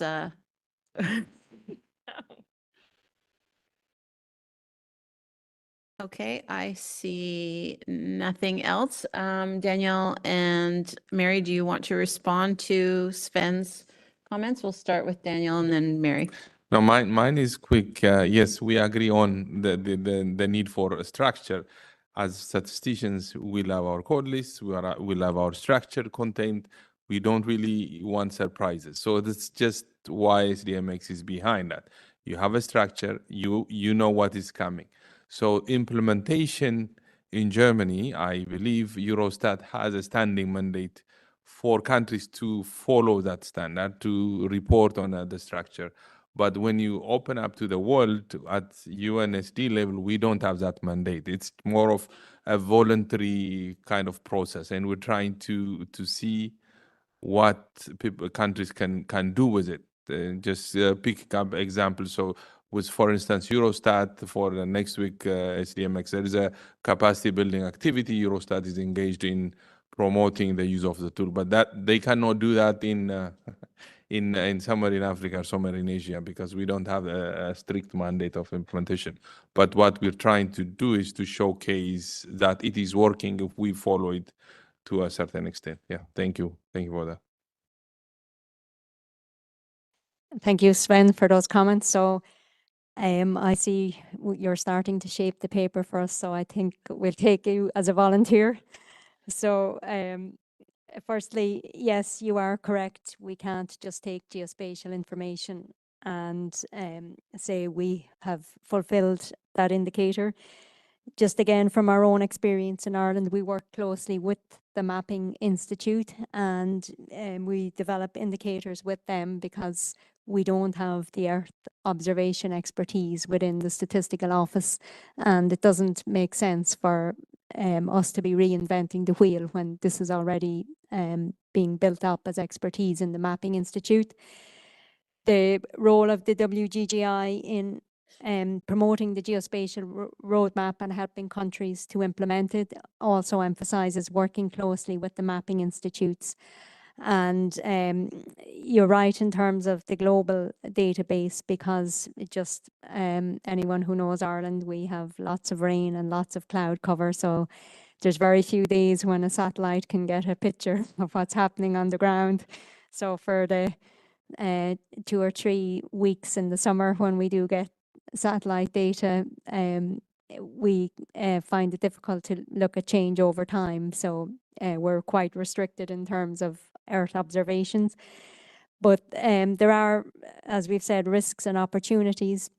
And it is about integrating the data, as you rightly say, into the statistical system and coordinating the work. So that is part of our work program in the WGGI, is to coordinate all the various groups, like the GGIM, which is the Global Geospatial Information Management, is the Mapping Institute's version of the WGGI. So what we will be doing is coordinating the role of all these various groups, and again, getting feedback such as you have presented here, in not just being forced to take the global data, but working with them and see what technical support they can provide.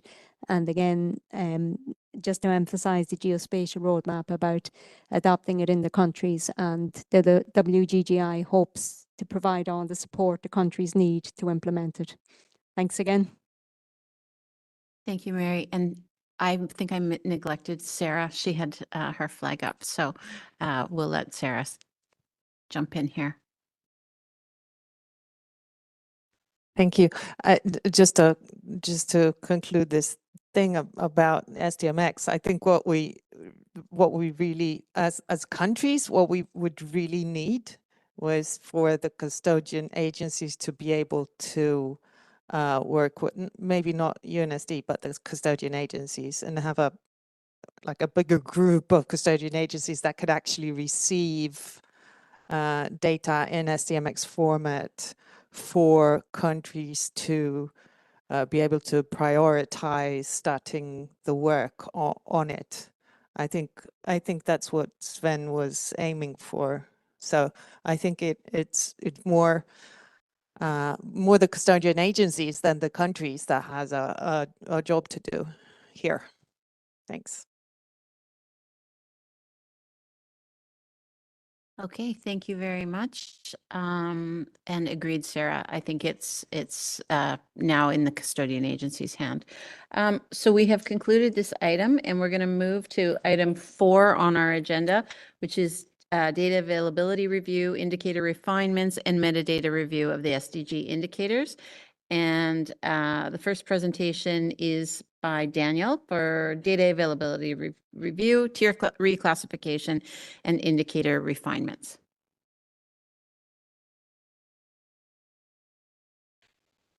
Thank you, Madam Chair. This is a presentation on what we do every year on the data availability metrics and reclassifying indicators.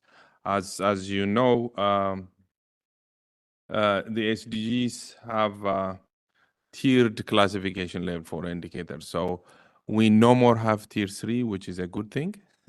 So we started with tier 1, 2, and 3, and tier 3s were removed because we managed to put down the metadata and the data availability higher.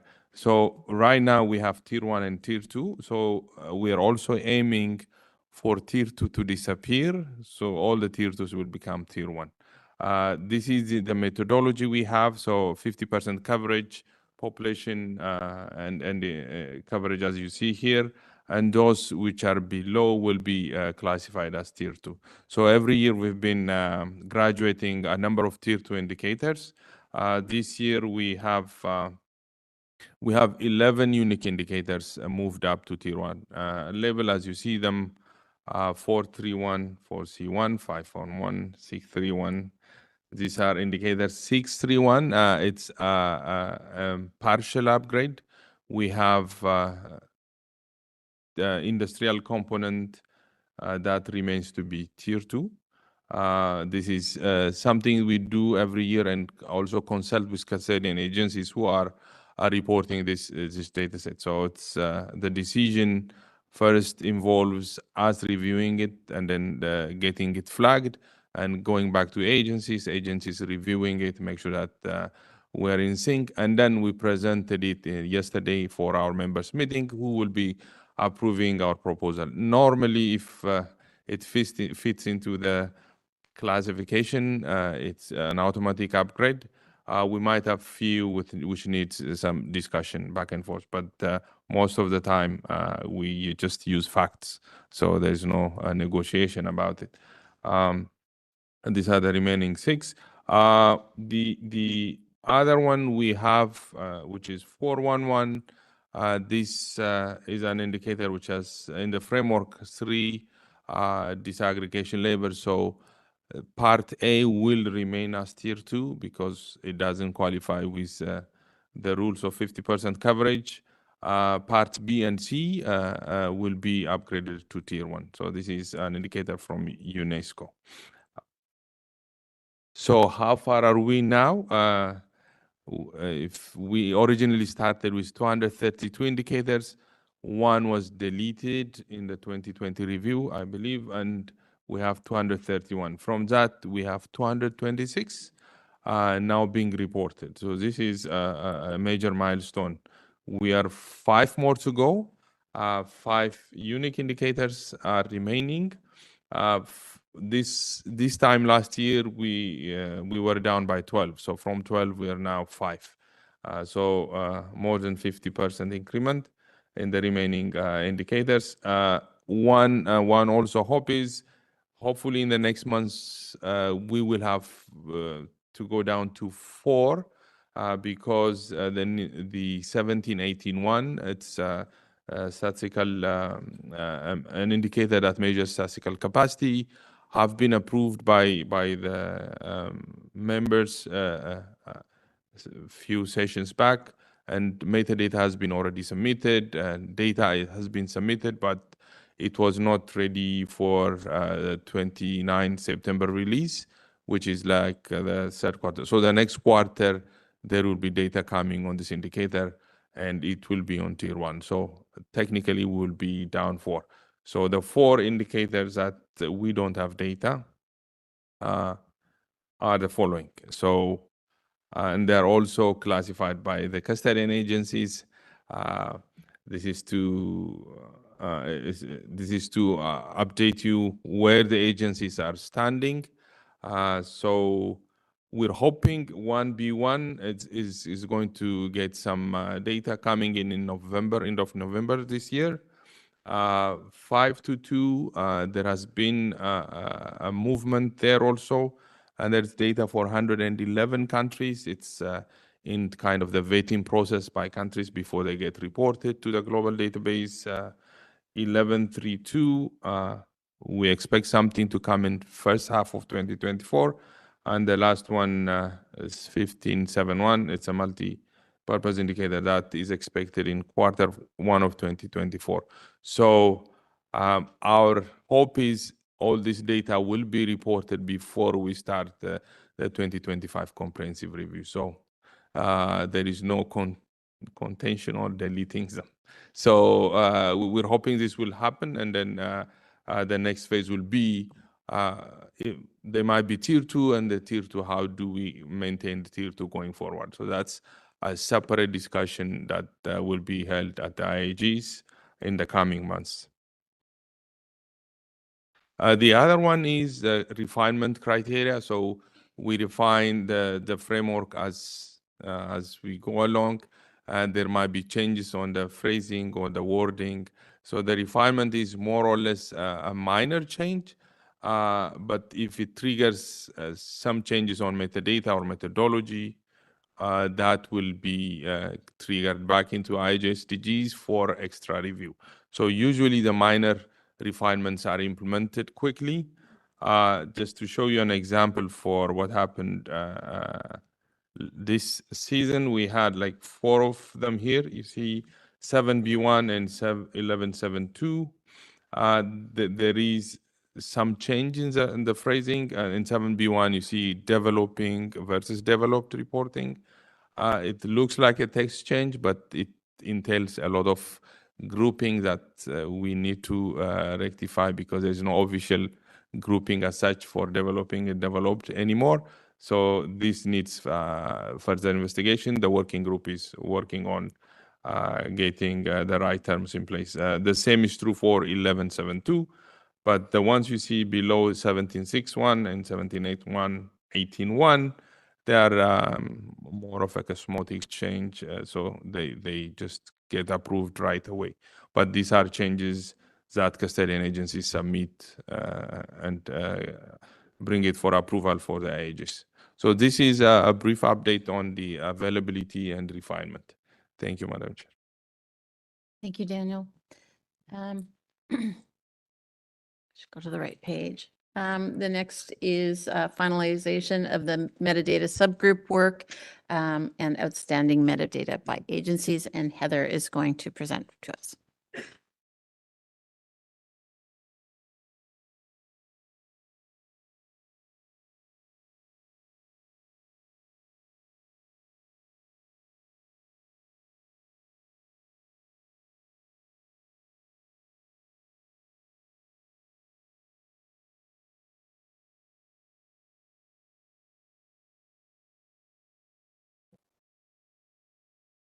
Now it's on.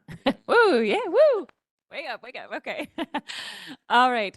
This is just a quick review of the finalization of the metadata subgroup work and outstanding metadata by agencies. So just as a reminder, the IAEG-SDG metadata subgroup addressed issues, thank you so much, identified in the metadata documents aiming to improve the overall quality to facilitate better SDG indicator implementation for countries. So this group reviewed all the metadata with regard to inconsistencies, missing definitions, missing sub-indicators, and/or other information critical to understanding the indicator and its computation method. They also aim to ensure coherency between the metadata and the data reported in the global SDG indicator database. So the group actually completed its work in early 2023. So this is the first opportunity to kind of present the finalization of their work. So the following members, they were current and former IAEG-SDG member countries that were part of the subgroup. Included Canada, Colombia, Denmark, France, Germany, Ireland, Malaysia, and Sweden. So this work has actually been has been ongoing for quite some time and included actually 2 different member rotations. So this is why we have some of these countries included, because they were here previously. So this work is also linked to initiatives such as the metadata template developed by the IAEG-SDG Working Group on SDMX, a translation project by countries and partner agencies for metadata, and then also work on updating the e-handbook. So the group completed a first review of the metadata, 131 metadata files, and these were sent out to the agencies on 3 February 2022. So this was a first batch that some agencies would have received. And then the group completed its second and final review of the metadata, 110 metadata files, which were sent out to the agencies at the end of January this year. So once these metadata were sent out, they included edits, they included comments, they included suggestions from the IAEG members to agencies. It was incumbent on the agencies to then, custodians, to then review the metadata, to accept or reject, review the different comments, and then to provide an updated version of the metadata, taking into consideration all of those comments and edits. So there are currently 78 metadata files that are still outstanding. And so this requires agencies to review and correct based on these comments.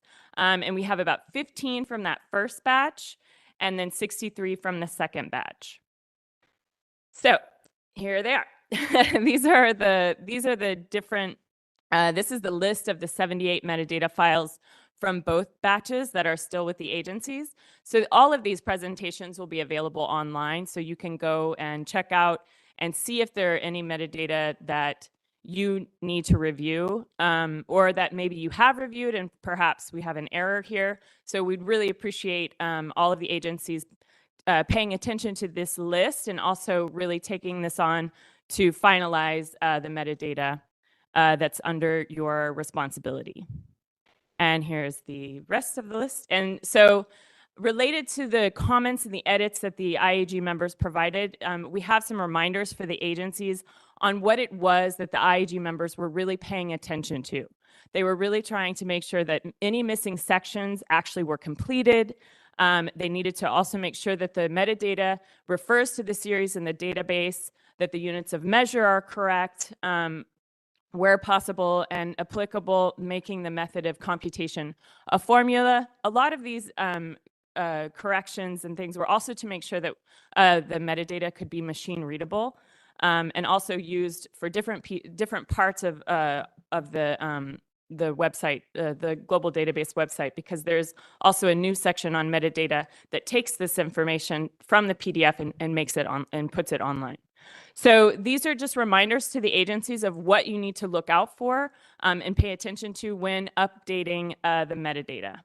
And the last one was, this was the review criteria by the subgroup. So you know like what it was exactly that they were paying attention to, which were editorial and grammatical errors. This was an editorial review, as well as consistency check, checking to make sure that the metadata is truly complete, and also a coherence check, really trying to ensure that the metadata is absolutely up to date, reflects what's in the database, and is useful for countries. Thank you.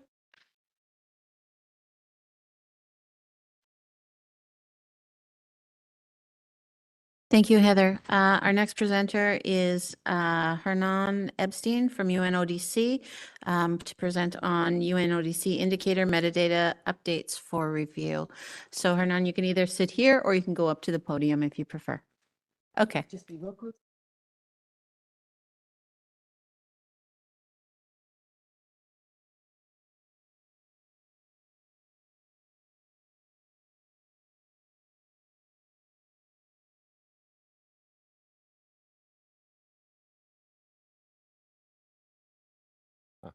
Perfect. Now, so hi everyone. I will walk you through, hopefully quickly, through all the metadata, the metadata adjustments we did to 4 of the indicators that UNODC is custodian or co-custodian of. So we in UNODC we're either custodian or co-custodian of 12 different indicators. 16 different indicators. And 4 of them we've covered now, making some adjustments to the metadata. These are 16.3.2, which is mostly based on administrative data on a sentence detention. 11.7.2, which Daniel mentioned before, on victims of harassment, which is more survey-based. And so are the other 2, victims of violence and reporting of violence as well. So as also Yonggi mentioned in her first presentation, as you can see, goal 16 is one of the ones that are most underreported, and this is because of a mix of reasons. Some of them is that it's based on survey-based data that is coming from mostly victimization surveys, and it's either that these surveys are not carried widely in all countries, or that some of these indicators are not included in these surveys specifically. So the solution we came up with, together with other agencies as well, with UNDP and OHCHR, we worked closely on developing an SDG 16 survey initiative. This involved the development of a methodology to collect data on 9 SDG 16 indicators, all of them survey-based. Develop some core questions that are necessary to compute these indicators, and also optional questions that could be included to enrich the data and analysis. And also these were developed in a modular approach, so they can also be incorporated into other household surveys as well, or otherwise as a standalone survey, they could be all put together into one survey. So the way this process went, I'm not going into detail here, but there was a desk review originally, followed by an expert consultation in 2020. Also, some cognitive testing of some of the questionnaires, piloting in countries as well, and the finalization of the package. And this package included the questionnaire, but also an implementation manual, a data capture software for both CAPI and CATI for countries to use, and also a tabulation plan to be able to summarize the data properly. So I'll go now. This is the background of these indicators. I'll go now into detail of the adjustments that we did to the metadata related to these indicators. Let's start with 11.7.2. So here, the way this was an adjustment to the name and the definition of the indicator, like Daniel mentioned before. It used to be defined as the number of persons who have been victims of physical harassment and/or sexual harassment. Now we've changed physical to non-sexual, and the main reasons for this are twofold. The first one is to mainly differentiate the concept of physical harassment from physical violence, because they can be confused by the people, by the respondents of the questionnaires. So this is mostly, we define it as non-sexual, because physical harassment should not include contact between the perpetrator and the victim. So this is something that often was confused by the respondents. That's the first reason, and the second reason is that in the survey, the SDG 16 survey initiative, we also included a list of examples or types of behavior that could be considered non-sexual harassment. So it's also to put it in line with this initiative. Perfect. Here you can see a list of types of non-sexual harassment, and this includes many of the, as you can see, many of these are referred to online harassment as well. So this is also something that was included in this initiative and in this tool. In addition, there's other adjustments to the metadata file, including concepts, definition, and classifications. We included more resources for countries to be able to implement this initiative in their countries as well. On data sources and types and data collection methods, other methodological considerations, and data availability and disaggregation. I won't go into detail with these, because I think I'm trying to highlight the main changes that we've had. On indicator 16.1.3 and 16.3.1, I'll treat these two together because they're very much related. 16.1.3 is the total number of persons who have been victim of physical, psychological, and sexual violence in the previous 12 months. Just about the total number of people. 16.3.1 is more about the reporting of these events, but the concepts are the same. The main changes, this clarification, these adjustments were done mainly first to be able to allow for the disaggregation across the three different types of violence, and also because in the SDG 16 initiative, we have included types of psychological violence, which was not properly defined before, but in this initiative, we did incorporate this type of violence, and you in the metadata you will see there is a table with examples and with types of these types of violence, of all three, but including especially psychological. And again, some other improvements to the documentation. I wanted to also mention that we've worked very closely with this. This is not just UNODC, we also work very closely with UNDP and OHCHR on all this work. And then finally, 16.3.2 on unsentenced detention. This is not really a change in the concept, it's just a clarification. Because we noticed national counterparts in countries, often the concept of sentence could vary in terms of how they were defined. So for the purpose of international comparability, we have made a clarification and mentioned that the persons held who have been convicted of a crime in a first instance decision, but who have not yet received a sentence, should also be treated as sentenced, even if national definitions or sentence detainees are narrower. This is something that is most of clarification, but so far we've been using this definition, and we just wanted to add a clarification on this. And that's it from my side.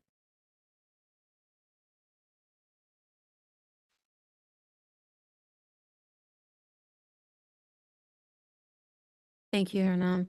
And our next is Umar from World Bank to present on indicator 17.18.1, and it's the finalization upgrade.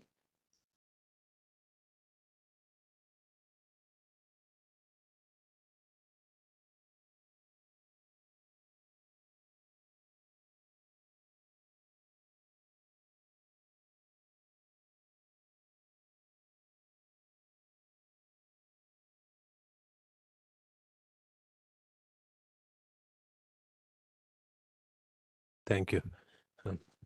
Good morning, and it's very nice to be here and see all the faces. Daniel had earlier mentioned that we have finalized the metadata for 17.18.1 and also submitted the data for it. It should appear in December. But I just quickly wanted to refresh you a bit on the just a few details on the indicator. So on statistical capacity, the statistical community has been thinking about it for a while, and there are actually several tools that are out there. There's the Open Data Watches ODIN, then the World Bank has the statistical performance indicators, there's the Global Data Barometer, then there are also some regional indices like the Mo Ibrahim Index, which focuses on Africa. There are also self-assessment tools like Paris 21's NSDS, then there is the UN's NCAF, National Quality Assurance Framework, and the European Union has a snapshot tool. So for the SDG monitoring, there are 3 indicators that have been that have been chosen, and one of them is the ODIN's coverage index. ODIN focuses on openness and coverage, but the ODIN's coverage index, and this focuses on data availability of indicators and their disaggregations over time. And it also is at national and at subnational levels. So this is the data availability part. Now, data doesn't appear out of thin air. So that's why countries and international agencies are focused on data sources. So here we rely on the Statistical Performance Index. It has 5 pillars. The 4th pillar, it is on data sources. And it is data sources from censuses, surveys, administrative records. And finally, to make this possible, right, the indicators you produce, put out, and to conduct the surveys and so on, the data sources, you need data infrastructure. So data infrastructure, it is the 5th pillar of the statistical performance indicators, and this is a 3rd measure of the SDG monitoring as well. So we have the entire data value chain. And the ODIN, I'm actually speaking on behalf of the ODIN also. So that's why it's a little important for me to be able to read the points. Don't want to watch it. But it's a composite measure of 65 sentinel indicators in 22 distinct statistical categories, and it is found in the NSO websites and SDG portals, and it has a comparable data series from 2015 to 2022, and the next round is at 2024, and it has a really impressive coverage, 195 countries, and there is a review process for country input, and all the data is publicly available at the ODIN webpage. And it has really 3 nodes, social, economic, and environmental. And in social, you have foundational statistics like population and vital statistics. Then there's some categories: education, health, poverty, even crime and justice. And then they also cover economic and environment indicators. So these are individual indicators, and they form a composite index. So that is 17.18.1a. And then the next one is the statistical performance indicators, which we produce at the World Bank. This is a composite of 10 indicators, and it has a coverage of 187 countries in 2022, and we have a time series from 2016 to 2022. And we use internationally kind of the experts, the sources, the databases that are available, where which gather information on country data source availability. So you see the sources on the screen: World Bank, Open Data Watch, FAO, ILO, UN Stats Department, and so on. We cover censuses, population census, agriculture census, and surveys, household welfare surveys, labor force surveys, and so on. And also there are some indicators on geospatial data and on admin data. And so again, these 10 indicators are formed to make up an index, and the results are pretty intuitive. As you can see, higher income countries tend to do better in terms of capacity, but even they have space for improvement, because nobody reaches 100. And finally, there is data infrastructure, and here we rely on mainly the standards and methodologies that are in place. A lot of it relies on standards that are set by the International Monetary Fund, but others also. Again, here also there are 191 country coverage in 2022, and we have a series from 2016 to 2022. So yeah, I think that's where we stand. And again, just some quick summary stats, and basically all of us have our work cut out for ourselves in terms of our journey of improving statistical capacity. So thank you.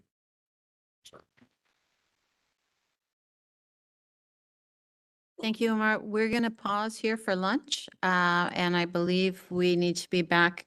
Can we go to one? I'm asking the boss, can we go to one? Oh, we have till 1:15, so you have a little bit over an hour, and then we'll continue with the presentations, and we'll actually bring Hernan back up and get some the questions for him specifically. We'll do that so we're not racing around the room with our response and the microphone. So we'll break for lunch. So please go ahead. Third floor. Lunch is at 30. Lunch is on the third floor.